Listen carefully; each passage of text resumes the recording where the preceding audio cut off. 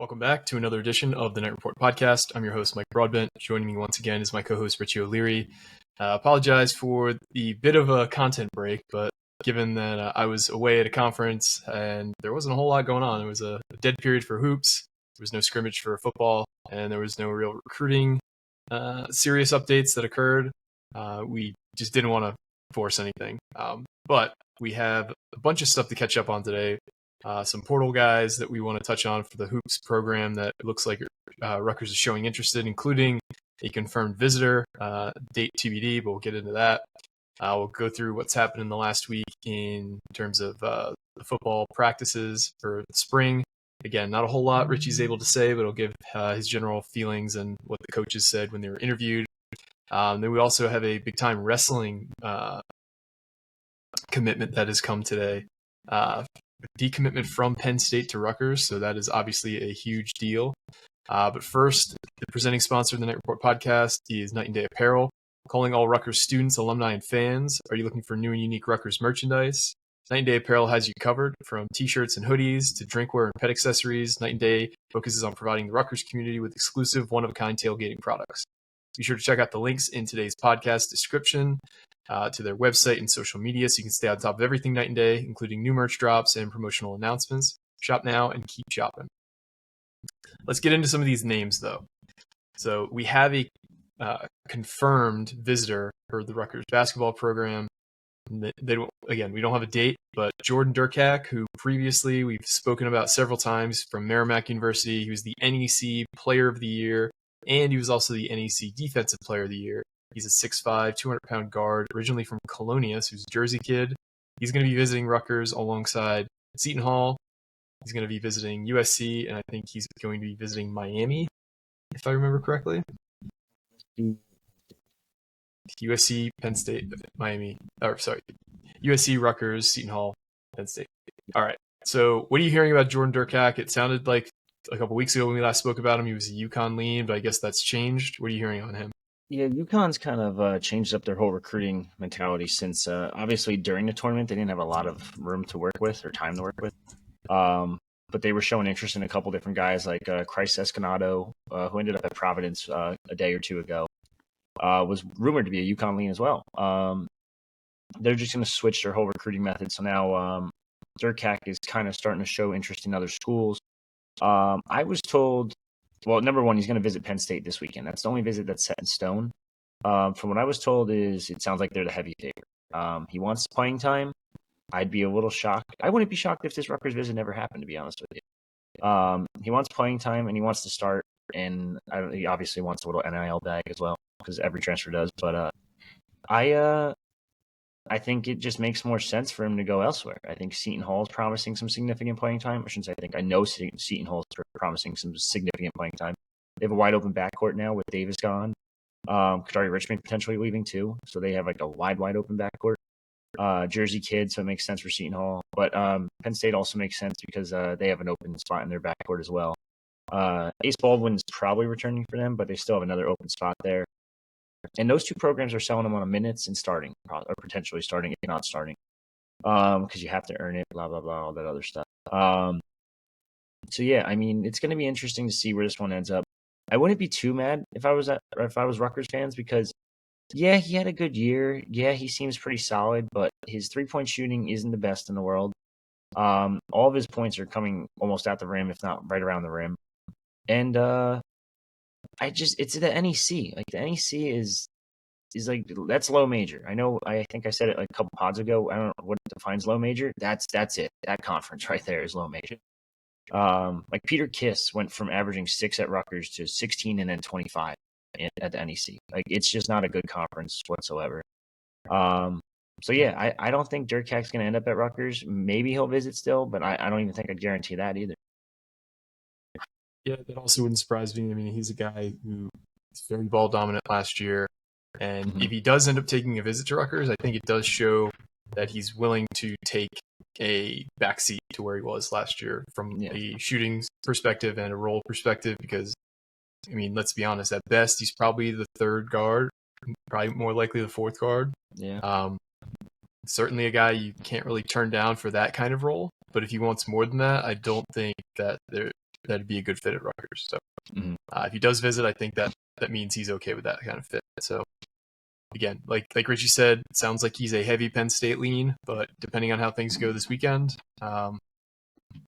he's scheduled to make a visit to Rutgers, or he's stated that he's going to take a visit to Rutgers. So depends on how slow he wants to take things moving forward as well. Yeah, I don't think he really creates much space on his shooting attempts too, so that plays a factor. You need guys that can create their own shot. Can he drive to the rim and probably get a bucket? Yeah, but like, is he gonna create that 2-3 foot gap that you need to get a shot off? No. So again, I wouldn't be too disappointed in this one. I know everyone's like NEC Player of the Year and they see Conference Player of the Year, Defensive Conference Player of the Year. He would have fit, I think, a really well in like Pikel's system like a couple years ago.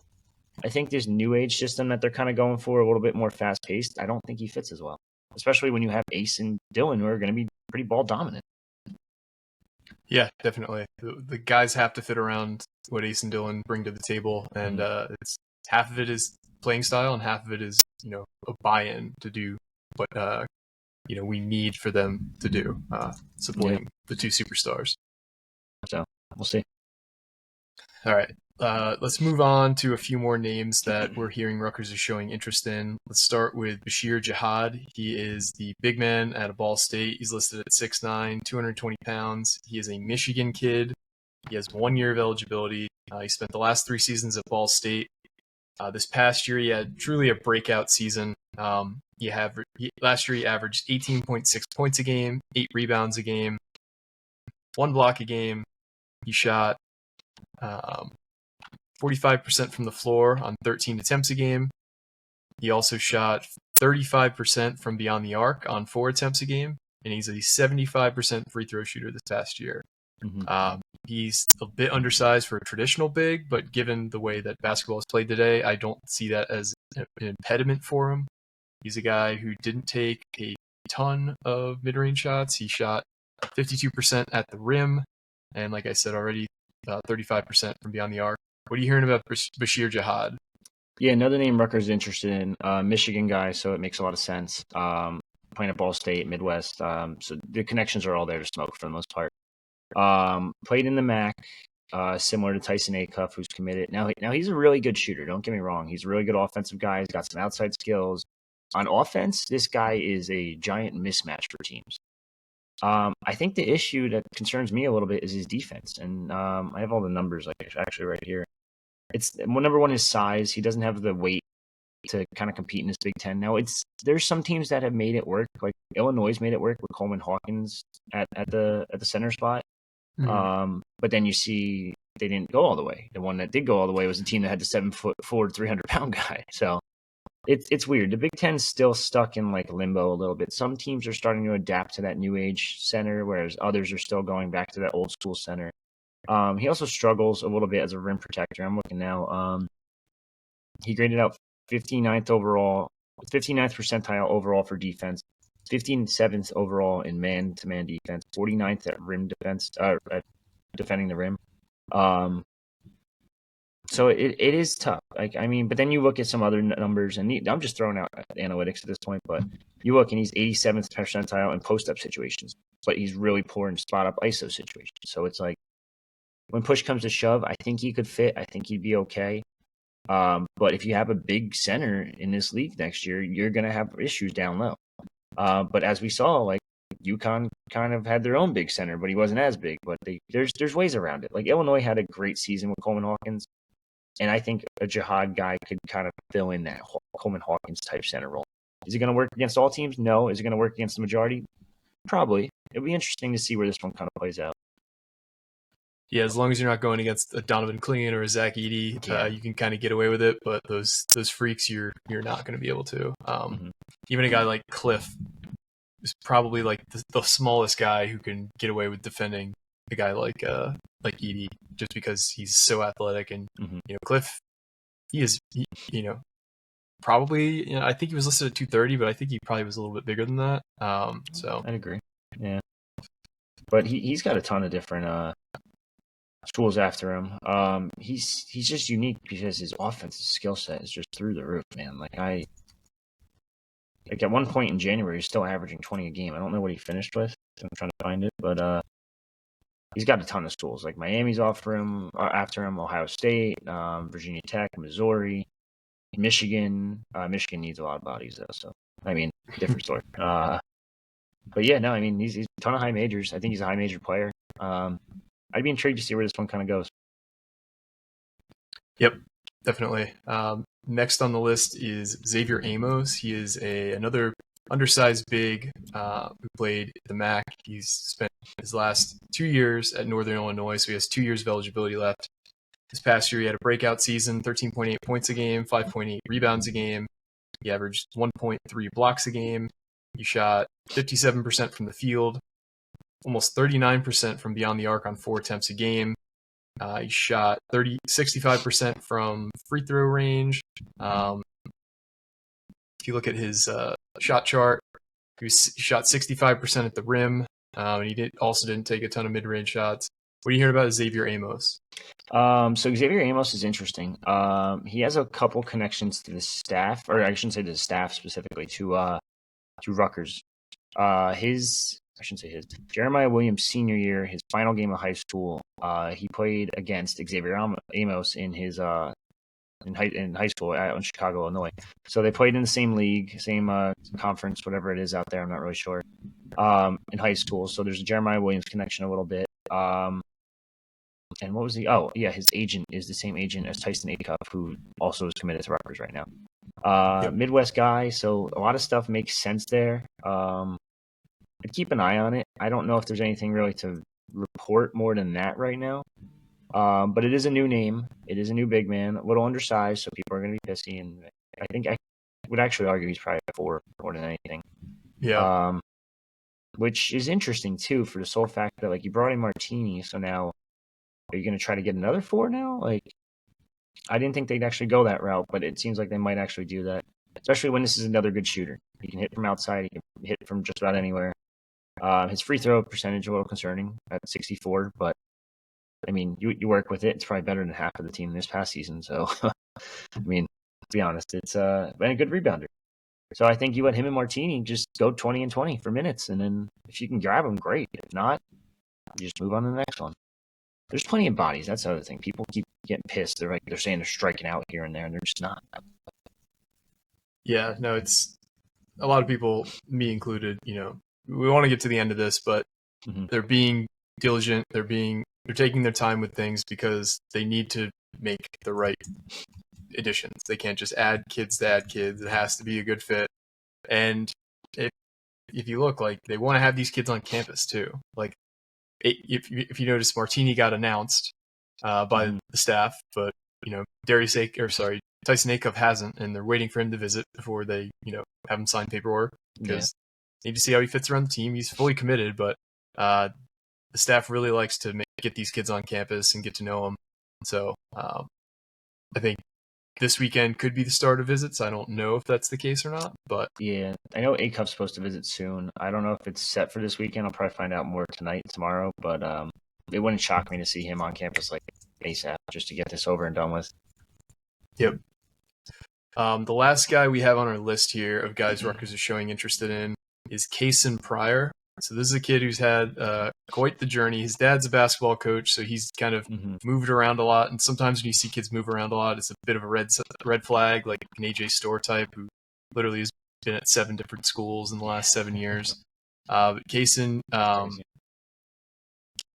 he started his career at Boise State. He didn't play a lot. He went to Northwest Florida State College. It was JUCO. He had a really good season. He was one of the top players in JUCO that year, and he ended up at South Florida.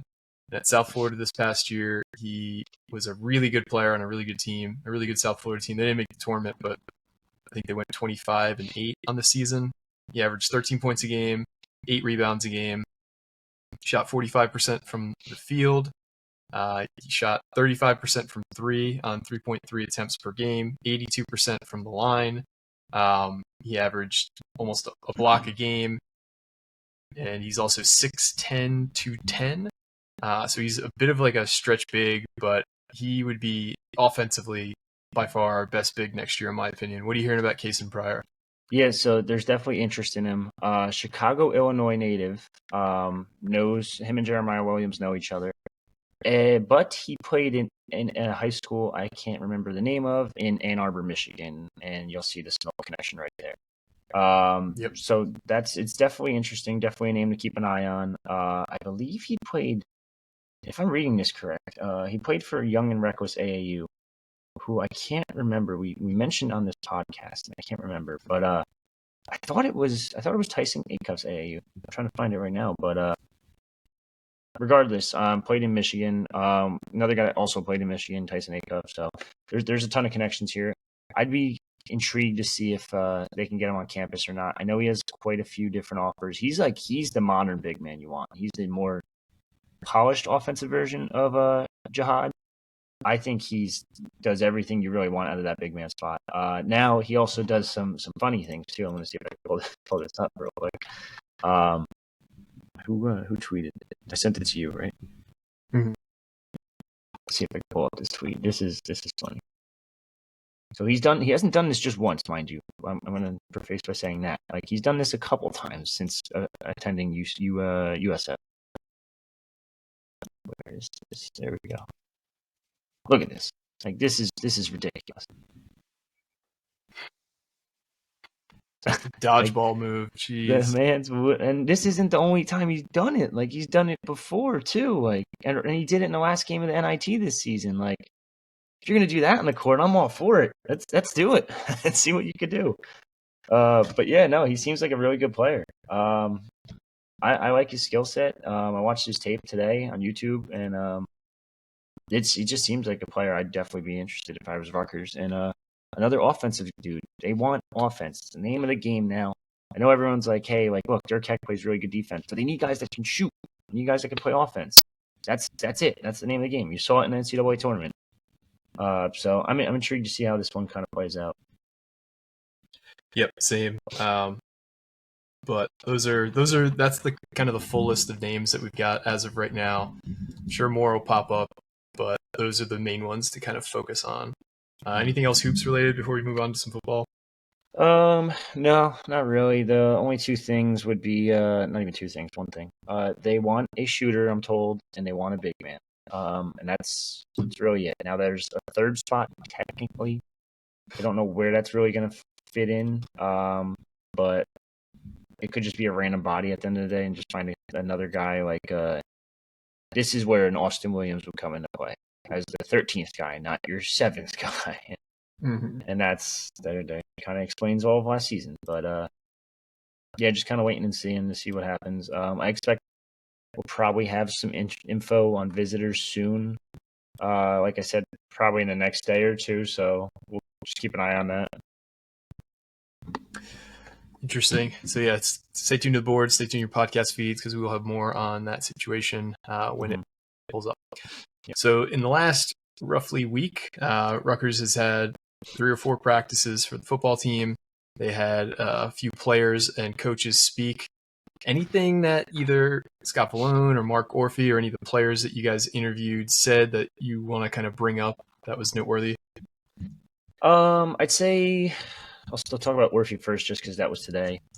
Orphy just talked a lot about Max Melton and his future. Thinks he's going to be in the league for a long time. It's essentially the same thing we kind of heard for a while now. Everyone hypes up Max, but he went out of his way to hype up Max. I did ask him about the extension because that's 2 years in a row with an extension. You got to word it carefully. You don't want to like annoy anyone, so you just say like I didn't say, hey, who are the schools that were after you? I can tell you right now who the schools were after you, but Miami was one of them. Ole Miss was one of them. Like I'll just throw it on here, I guess. But it was more so like what made you stay at Rutgers, because I find it intriguing for the sole fact that he's not a Jersey guy, never been like coaching in New Jersey, but he just went on the rave about Schiano and coaching under him and coaching under a defensive head coach and how much that makes such a difference to him and just recruiting in general, how easy it is when you stay at one place too. He kind of threw a little shade towards one of his old schools. I can't say which one because I don't know technically, but he said he's like, yeah, they don't like it's not like that around those other schools I've been at. Like this is a family. This is that. Like all the good things that you want to hear him say, but he sounded like he actually meant it. That was good. They talked about Eric Rogers. We actually talked to Eric Rogers, who a little bit on the quieter side, but very insightful when it comes to the DB room. He's one of the veteran guys now, so that was intriguing.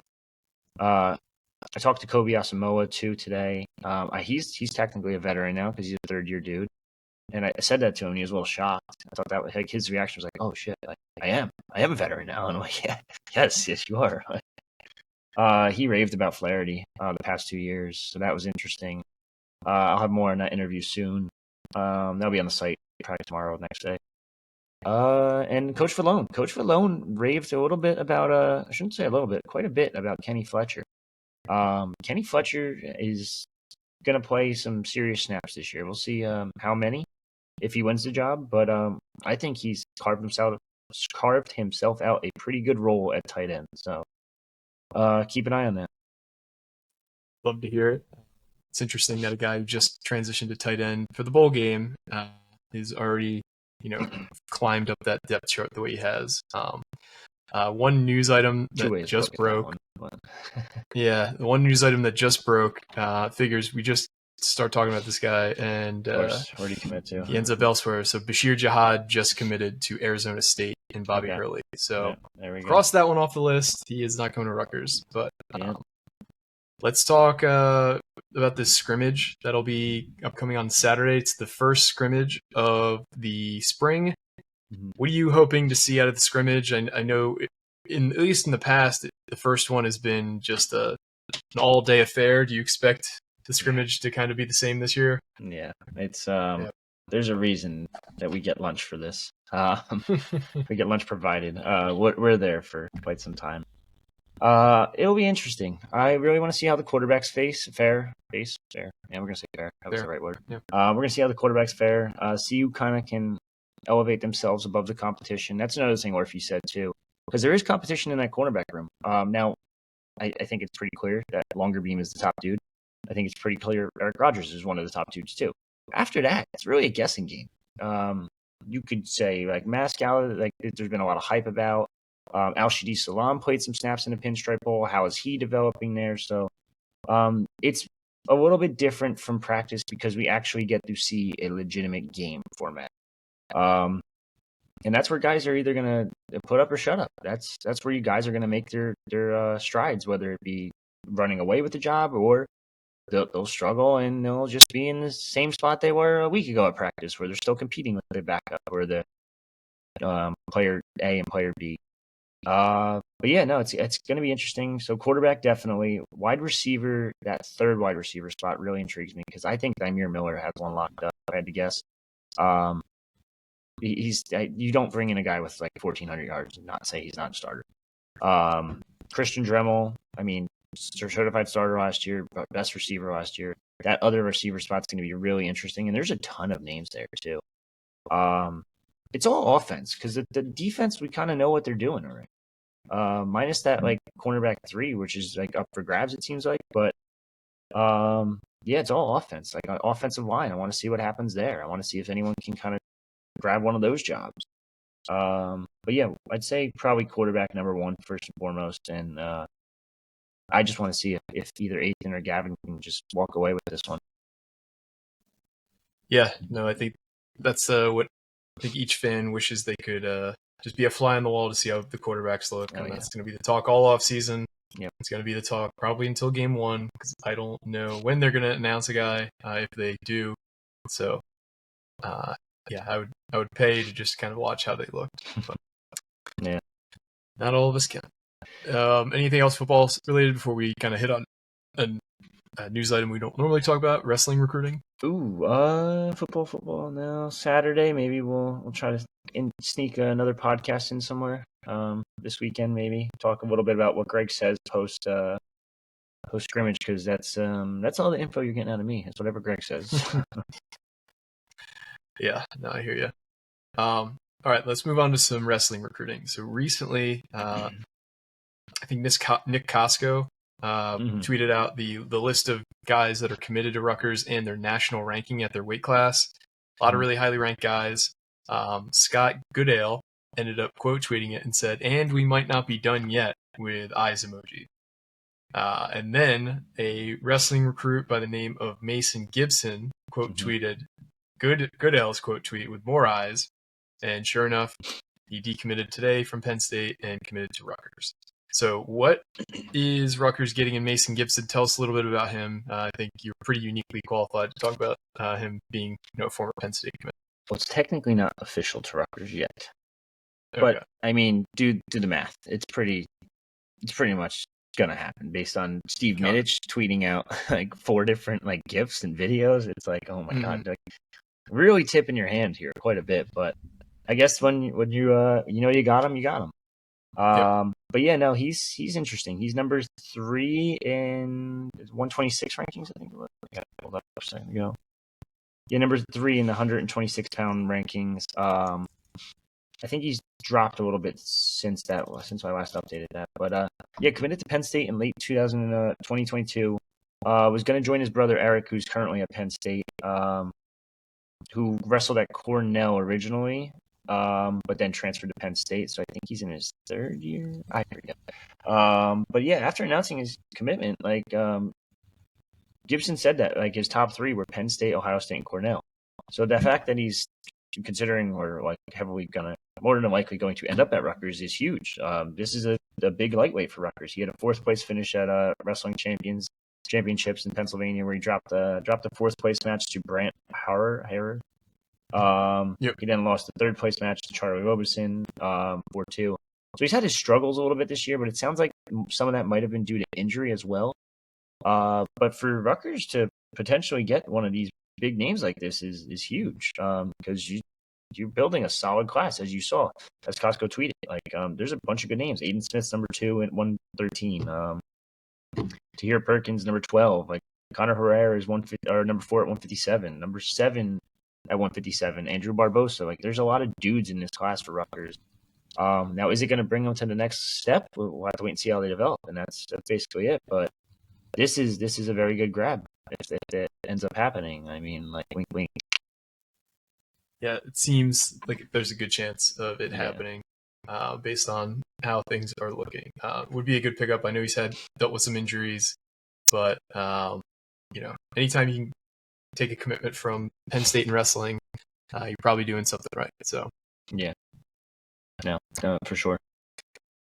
So that's all I got for today. A bit of a shorter episode. Anything else you wanted to hit on before we head out of here? No, it's been a while. Shout out to all you guys that are tweeting at us. Appreciate that. Where are we at in YouTube subscribers? Because we said 4,000 we would do this little giveaway. We got to be pretty damn close, I would think. We're at 3946. We've had 100 over the last 28 days. So that's how the algorithm works. So 54 more. I had to do math there. That hurt for a second. 54 more.